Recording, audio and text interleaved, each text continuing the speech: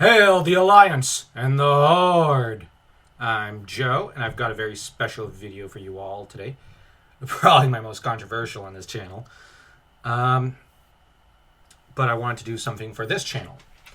And the thing is, I also wanted to kind of turn my most controversial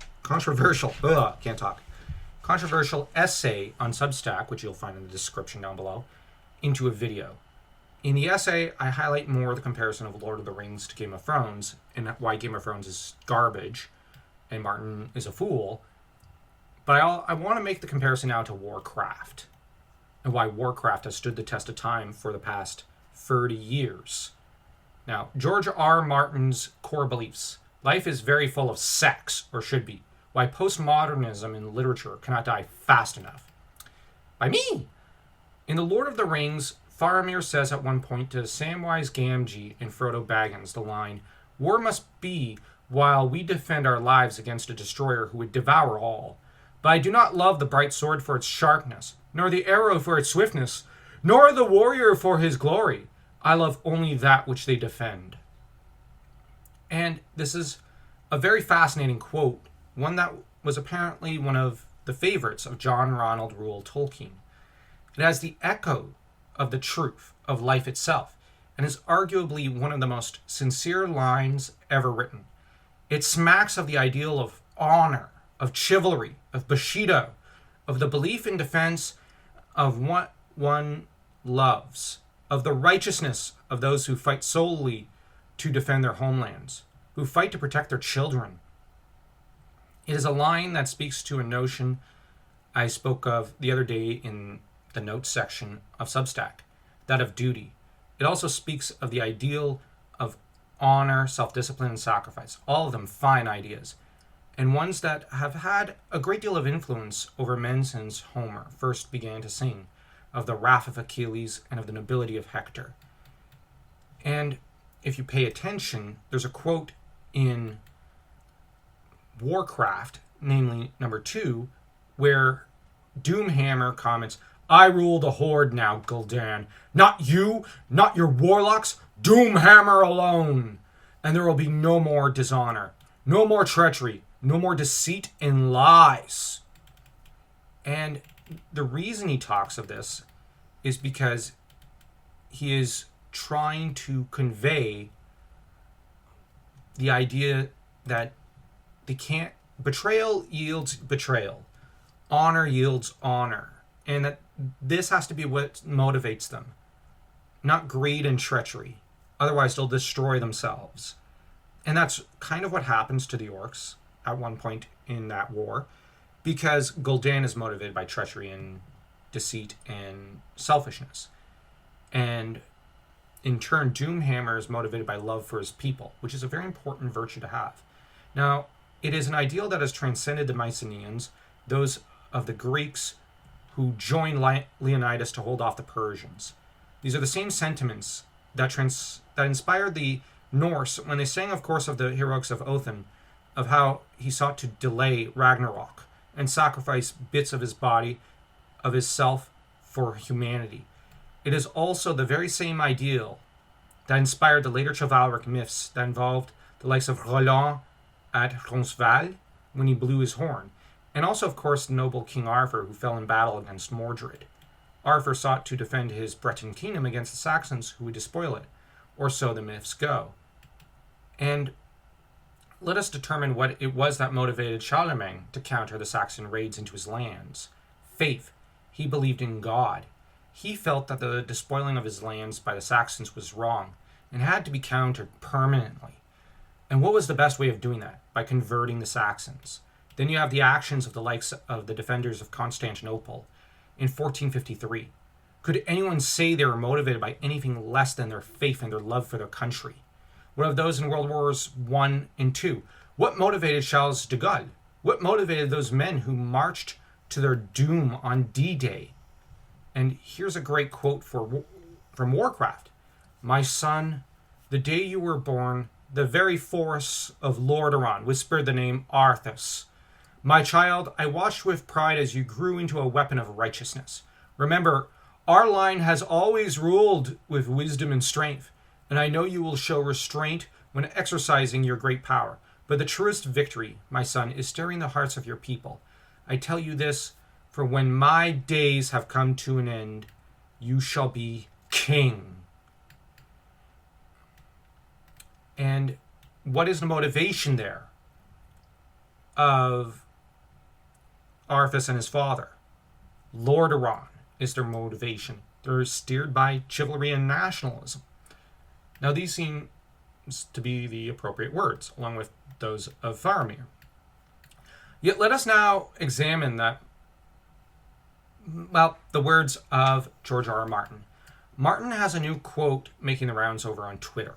Sadly, this new quote is dumber than the first, which I dealt with months ago in a separate article, where the first was him being deliberately obtuse as he sought to sneer at Tolkien. Now he reveals his contempt very much openly, once more, yet reveals more about himself than honestly anyone likely cared to see. Life is very full of sex, or should be. As much as I admire Tolkien, and I do, he was a giant of fantasy and a giant of literature, and I think he wrote a great book that will be read for many years. You do have to wonder where all those hobbits came from, since you can't imagine hobbits having sex, can you? Well, sex is an important part of who we are. It drives us. It motivates us. It makes us do sometimes very noble things, and it makes us do sometimes incredibly stupid things, like go on the internet and talk about sex. Anyways, that was me interjecting there. Leave it out and you've got an incomplete world. Yeah, those are the words of George R. R. Martin. Sex-obsessed moron of the year. And as people on Twitter have poor powers of discernment and a certain inability, to my understanding, to know how to counter Martin's very stupid arguments, I find myself once more picking up the baton and having to counter his boring statement. First part to analyze. Life is very full of sex. Well, no duh. However, it is so ridiculous, but it gives us insight into what Martin values. He does not hold the ideals in the quote that refers to Arthas about how the truest victory is steering the hearts of one's people. He doesn't hold this or the Faramir quote about defending one's homeland and what one loves in very high regard. Now, those are the two quotes that showcase the motivation of Tyrannus, Menethil, and Faramir. But he then says that he admires Tolkien and that he was a giant of fantasy and a giant of literature and whatnot. And this is a true statement. It is a fact that Tolkien was a giant of fantasy and literature. But then he's going to end up coming along with pretty much a but, which completely disregards everything that comes before it. Because anything that comes before but, or anything similar to that sort of statement, devalues everything that comes before it. Everything that comes before it might as well not have been said, and then you transition to your secondary part of your statement. Now, one cannot help but hasten to add, if one wished to be petty, that certainly Lord of the Rings and even The Hobbit will be read for many years to come. The truth is that Game of Thrones and its ilk has already faded from the public memory and will be replaced by the next fad. The reason for this? The sole thing that inspires and motivates Game of Thrones is sex. Martin has admitted that it is what he views as the most transcendent. Because he views sex in this light, he cannot imagine a higher state of man, a man aiming to achieve more than just sex. He must pour the whole of his character's existence into it. He must place it above real ideals and real thought. Because of this, Ned Stark is very much a buffoon, and the likes of the incompetent, sex-addled drunkard Lannisters must triumph. Why? Because sex must win. I understand many will be offended when I say that Martin is typical of the civilizational rot that has set in where people in the media refuse to tell tales of heroism and goodness.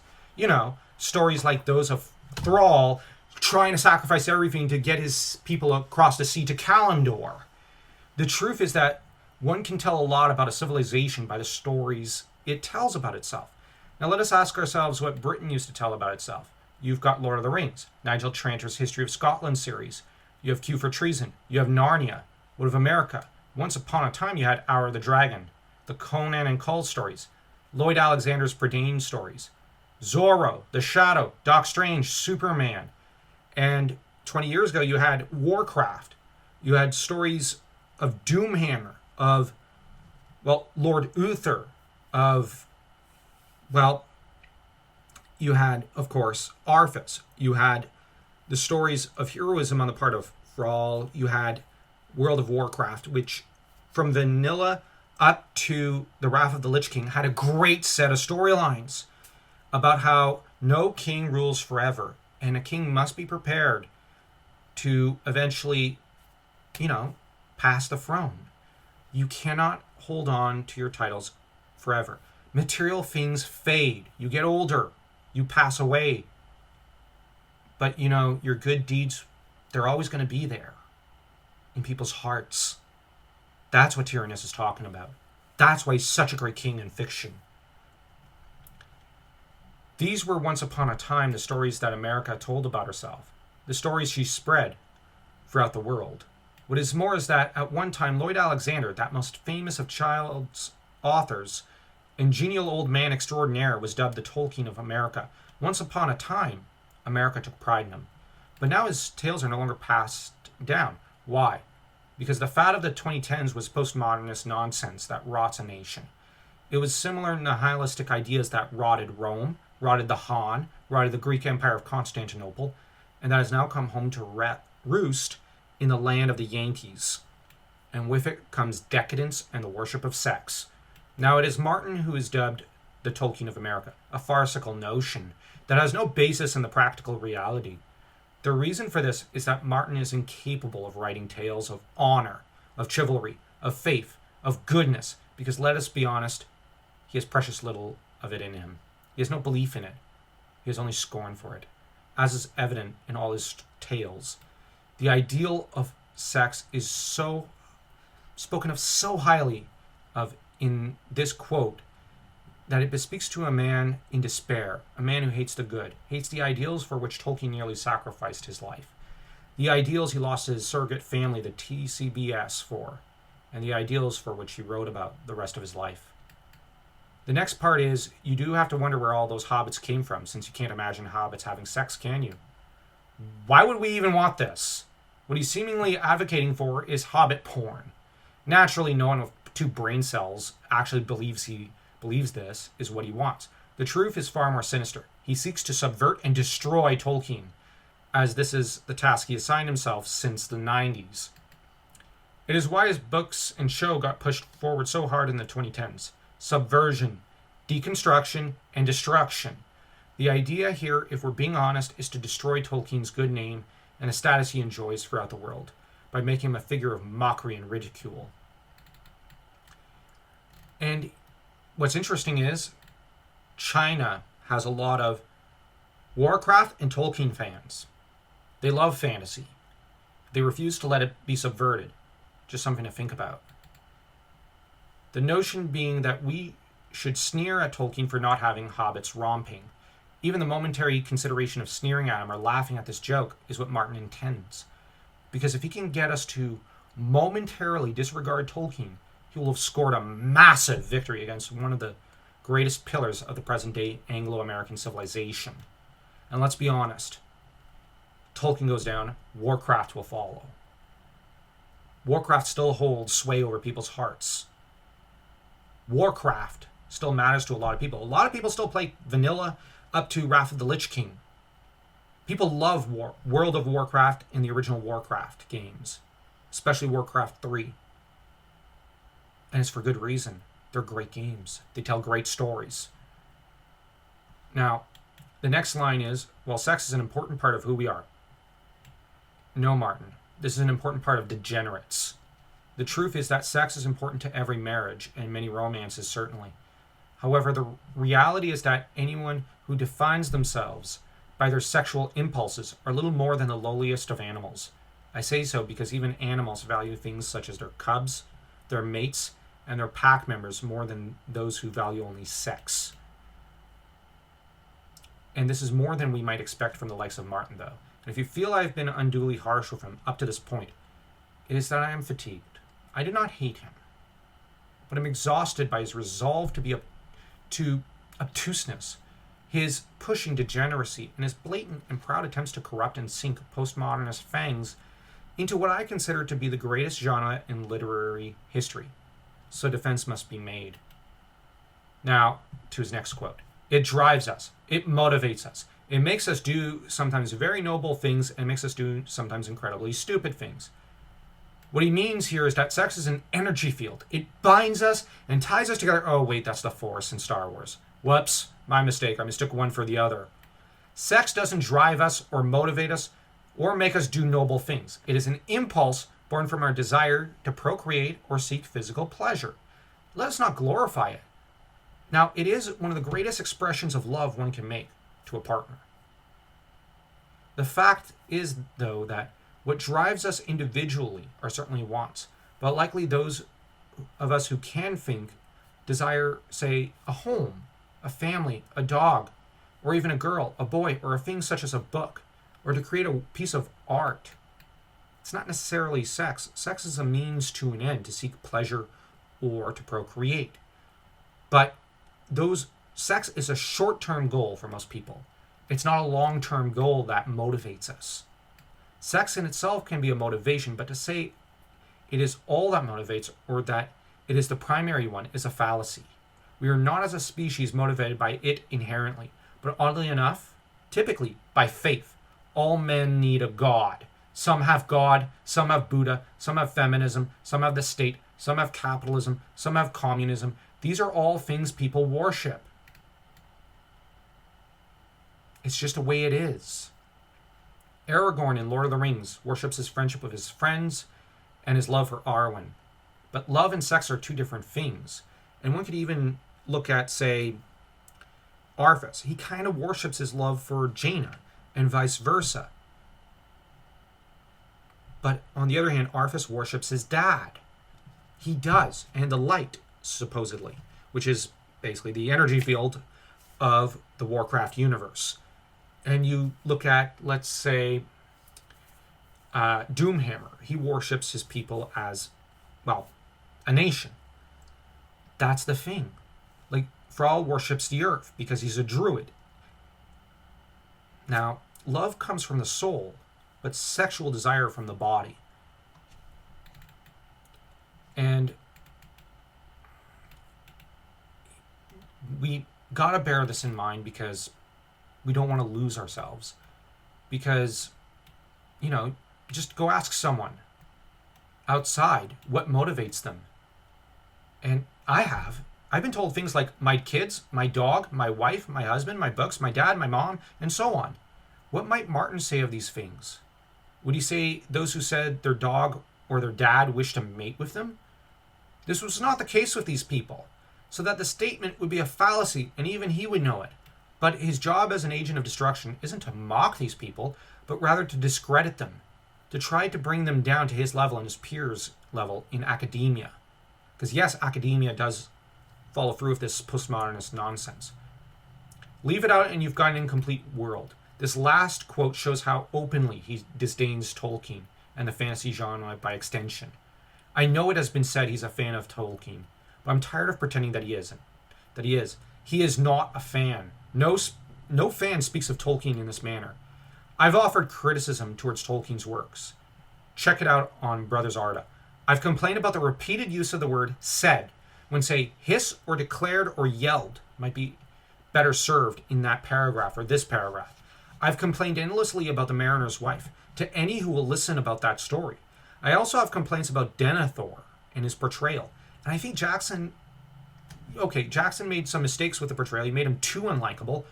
But Jackson still was onto something. But the truth is, Tolkien was a master. To suggest his world is incomplete because it doesn't have a single sex scene or doesn't emphasize sex above all else is insulting. Same goes for Warcraft. There's no sex scenes in Warcraft. And do you know why? It doesn't need them. That's not the plot.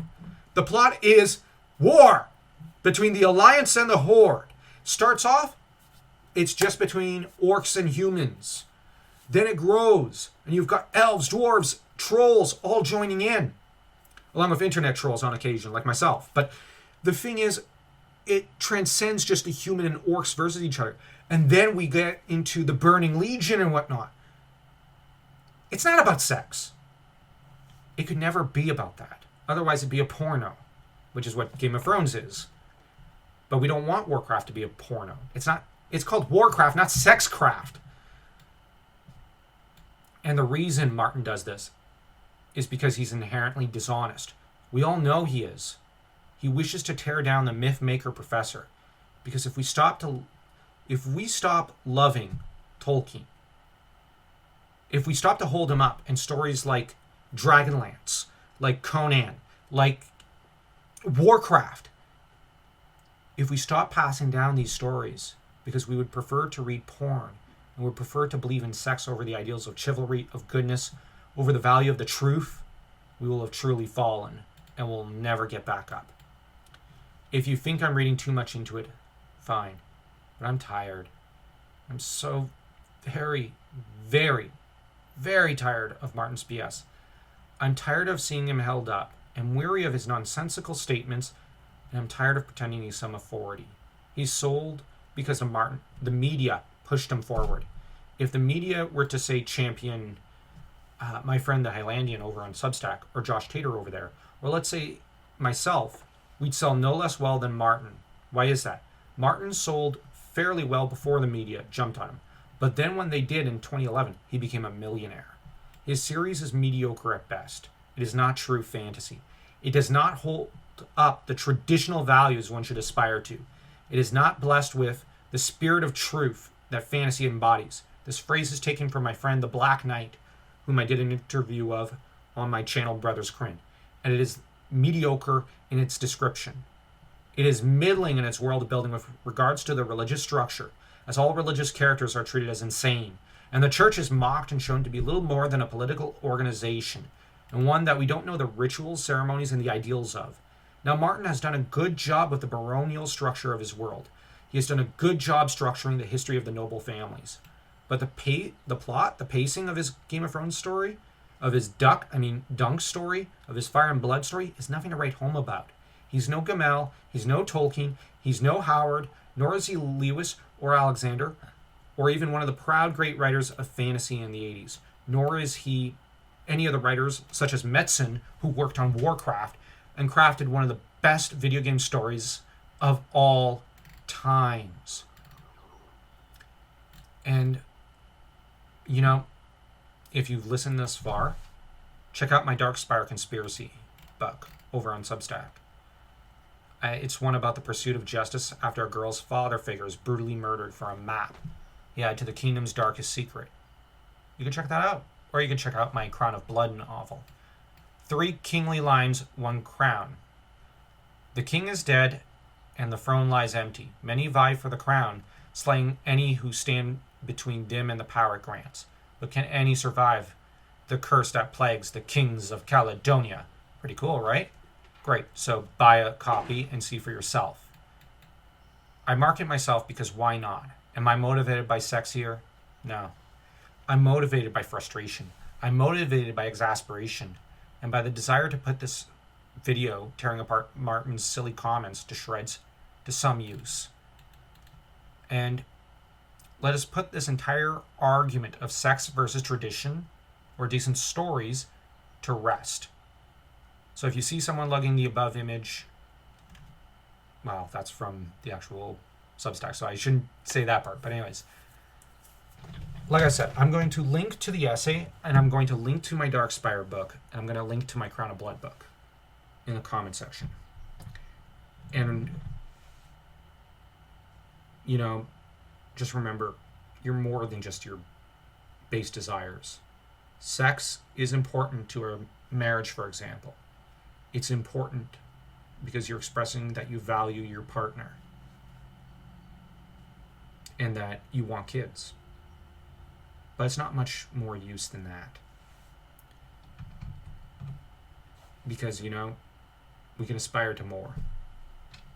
So don't forget to, if you wish, aspire to smash that like and that subscribe button, like Doomhammer smashing his enemies to pieces, or even if you're feeling particularly inspirational, you can aspire to, like I said, buy Crown of Blood. Take care, my friends.